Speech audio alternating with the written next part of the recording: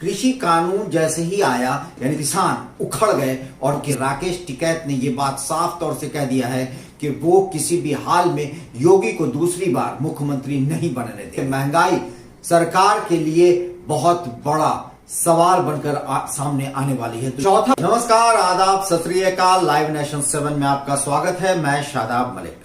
कांग्रेस जिस तरह से अब अपनी मजबूती की तरफ बढ़ रही है, ये वो दौर नजर आ रहा है जिस दौर में कांग्रेस मजबूत हुआ करती थी। इंदिरा गांधी का समय, उसके बाद फिर राजीव गांधी, और फिर जब पीवी नरसिम्हा राव की सरकार बनी तो कांग्रेस जिस मजबूती के साथ देश में नजर आती थी।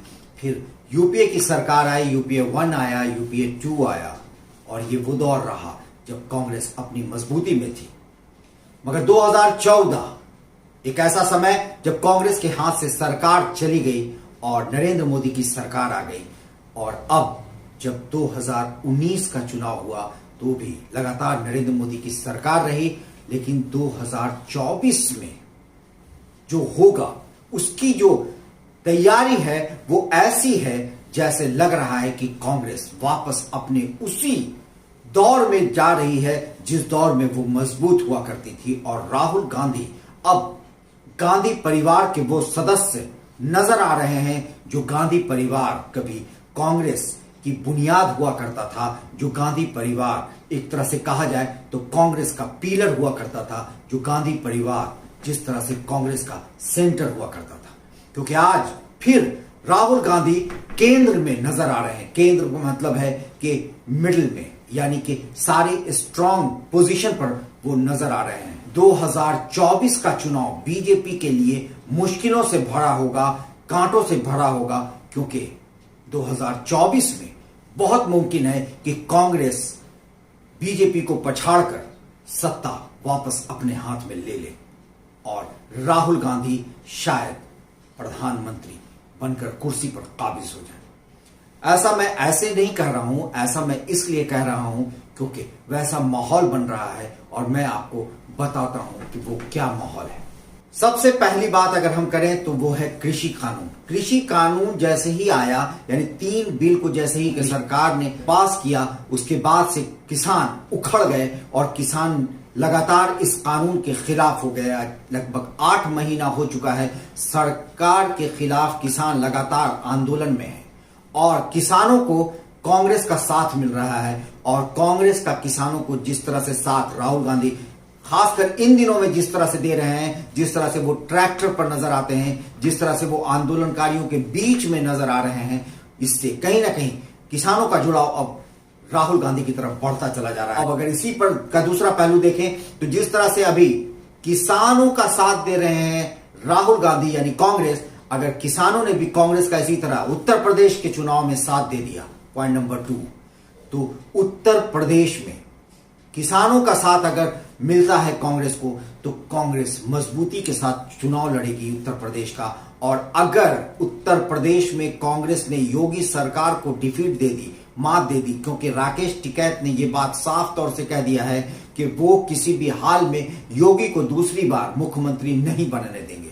तो अगर राकेश टिकैत कांग्रेस का समर्थन कर देते हैं, यानी कि किसान कांग्रेस का समर्थन कर देती है, तो कांग्रेस जाहिर सी बात है कि उत्तर प्रदेश में मजबूती के साथ अपनी दावेदारी पेश करेगी। वही तीसरी बात अगर करें तो तीसरा मुद्दा है देश में बढ़ती महंगाई।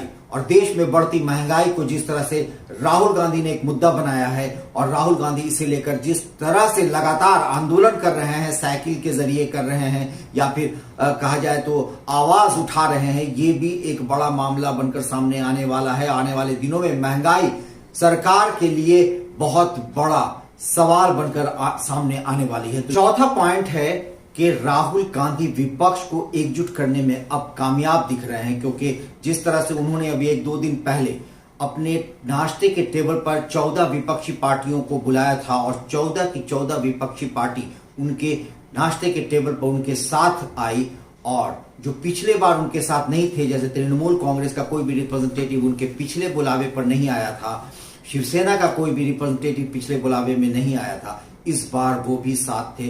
तो ये एक बड़ी बात है कि राहुल गांधी का इंटरेक्शन बहुत तेजी से अब अपने उन लोगों के साथ हो रहा है जो विपक्ष में उनके साथ हैं, और इसमें अहम भूमिका जो लोग निभा रहे हैं वो अब ये बात साफ नजर आ रहा है कि अब कांग्रेस मजबूती के साथ दावेदारी ठोकने जा रही है, और सबसे पहली जो दावेदारी होगी वो उत्तर प्रदेश में होगी। तो अब जो समय है वो एक माहौल क्रिएट कर रहा है 2024 को देखते हुए कांग्रेस ये सारी तैयारी कर रही है। और अगर उत्तर प्रदेश में कांग्रेस ने बीजेपी को डिफीट दे दिया और डिफीट खाकर अगर बीजेपी की सरकार नहीं बनी और कांग्रेस ने मात दे दी, तो कहा जाता है कि यूपी के सहारे ही दिल्ली का रास्ता जाता है। और अगर उत्तर प्रदेश में योगी की सरकार यानी बीजेपी की सरकार 2022 में नहीं बनती है, तो कहीं ना कहीं दिल्ली का रास्ता 2024 के लिए कांग्रेस के लिए साफ होता नजर आता है। तो ऐसे ही और भी जानकारी और खबरों के लिए आप हमारे साथ बने रहिए, देखते रहिए हमारा वीडियो। हम आपको लगातार अपडेट करते रहेंगे नई खबरों के साथ। खबरों के अपडेट के लिए बने रहिए हमारे साथ, देखते रहिए हमारा वीडियो। अगर आपको हमारा वीडियो पसंद आ रहा है तो इसे शेयर करिए, लाइक करिए, अपना कमेंट करिए, साथ ही हमारे चैनल को जरूर सब्सक्राइब करिए। अगर आप फेसबुक के जरिए देख रहे हैं तो पेज लाइक करना ना भूलें।